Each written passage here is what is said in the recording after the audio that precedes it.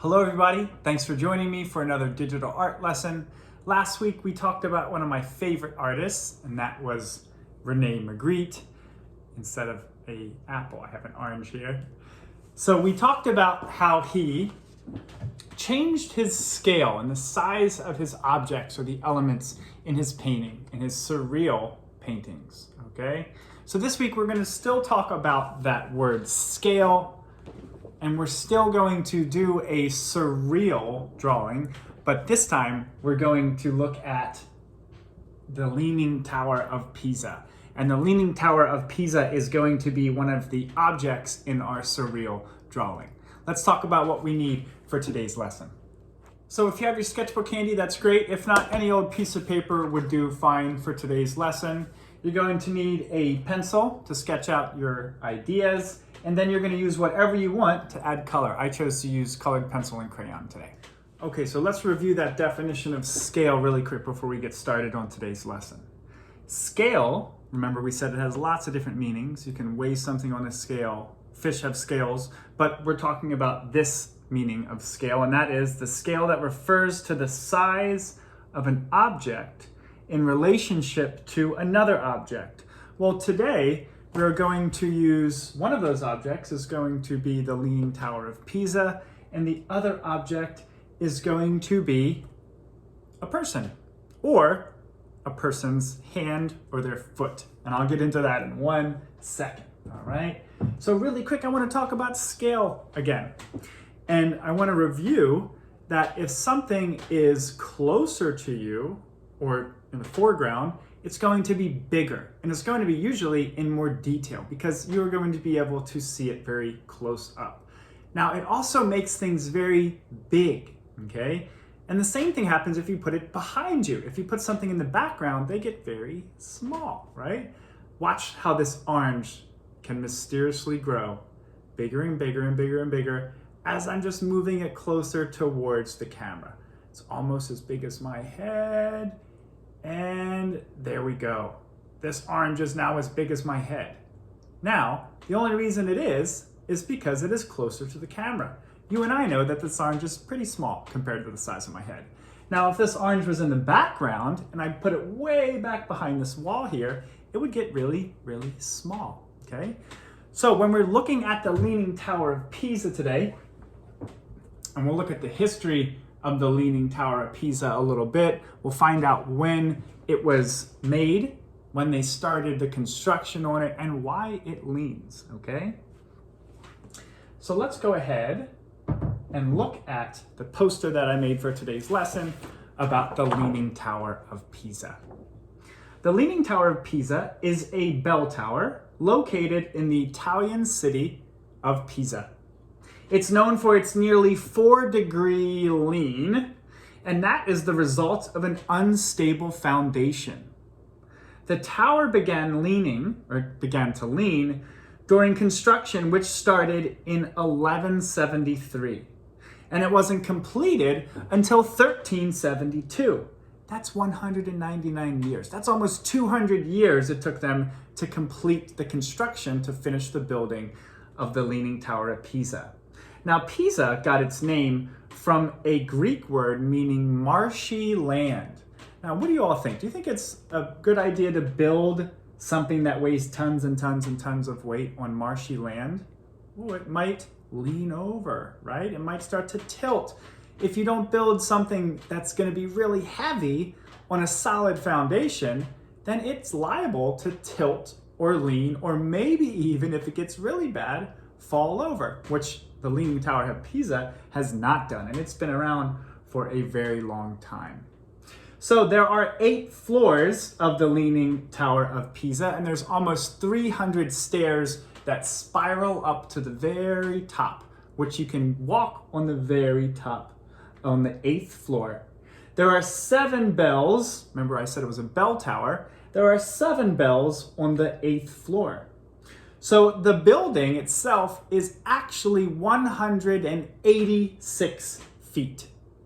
It was supposed to be 196 feet, which is 60 meters, but it leaned 10 feet down and is now 10 feet shorter because of that. So let's look at some of the beautiful details in the building itself, the architecture. There's lots of beautiful details in the stone and the marble, especially down around the first floor and the entrance. And all of these beautiful arches on every floor are very, very, very nice to look at. So they noticed that it began to lean when they got to the second story. So they had already built the first floor and they got to the second floor, and they must have walked out that day when they were done working and they said, hey, this is kind of leaning a little bit. And guess what? They just decided to keep building it anyway, even though they knew that the tower began to lean. Now take a look at all this beautiful stuff, these beautiful objects in the foreground. There's lots of little trees there, and there's these mountains in the background. And we're gonna draw all of those in our landscape today. But how are we gonna make it surreal and change the scale and make it different? Well, I have some photos to look at to show you all how other people did this. This is a giant, giant man holding up a little tiny Leaning Tower of Pisa. No, he's very close to the camera, right? He is in the foreground, which is why this orange is as big as my head, right? So he is very close to the camera, and the Leaning Tower of Pisa is way behind him. And all he is doing is standing there like this, right in that perfect spot to make it look like he is holding up that tower. Let's take a look at a couple other ideas or creative ways people had to pose with the tower. Here's another one of someone leaning up against it. I like how they chose to be on the other side. Their body is silhouetted, which means it's pitch black from the light behind them, which I think is really cool as well. This person decided, oh, this girl's holding it up very easily. Look, she's got a little smile on her face, or a big smile on her face, and she's just standing there very easily and holding up the tower. So as you're looking at some of these ways that people chose to pose with the tower, you can start thinking of ideas about your drawing. Maybe you want to draw yourself kicking the tower, like this person decided to do in their photograph. And lastly, we have a giant leaning right up against the tower. He is actually standing very close to the camera, and the camera is actually down on the ground, and it is shooting up towards him to make him look even bigger. Okay, so today for our Leaning Tower of Pisa drawing, we're going to make it surreal by putting ourselves in the drawing. And you can pose yourself however you'd like with the tower. Here I did one of me in the foreground, kind of holding it up with all my might. And in this other one, I just showed myself kind of relaxing on the other side of the tower.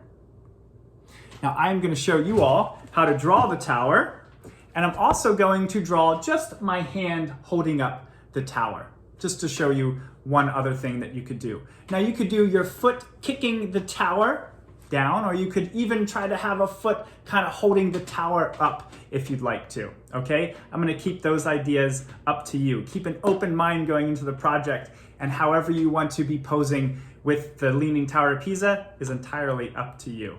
Let's get started. Okay, so let's start with a horizon line, which is going to be that line that goes right across your paper. You can hold your sketchbooks or your paper however you'd want today. If you want to do it vertically or horizontally, that's up to you.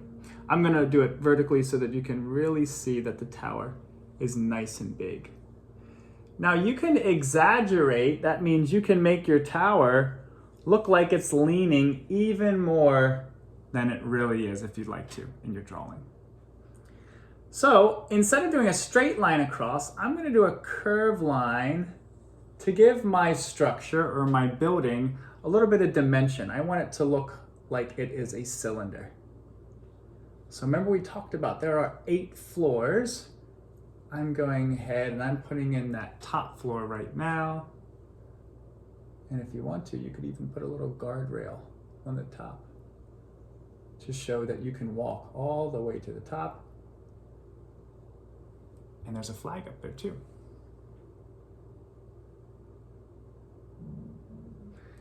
Now I'm just gonna move kind of quickly to show you one way you can draw the Leaning Tower of Pisa. You can always stop and rewind my video if I'm moving too fast for you. So there are 8 floors to the Leaning Tower of Pisa. I'm gonna go ahead and do my best to draw 8 floors. 1,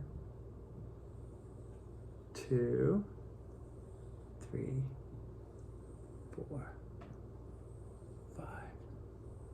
Let's see. 1, 2, 3, 4, 5, 6, 7, and then finally 8 on the very top. Now you can go ahead and draw a doorway down there, the entrance of your Tower of Pisa. And you can put the arches on every floor. I like to go ahead and shade in a couple of those arches to make it look a little darker in those areas. I'm gonna go ahead and do that now.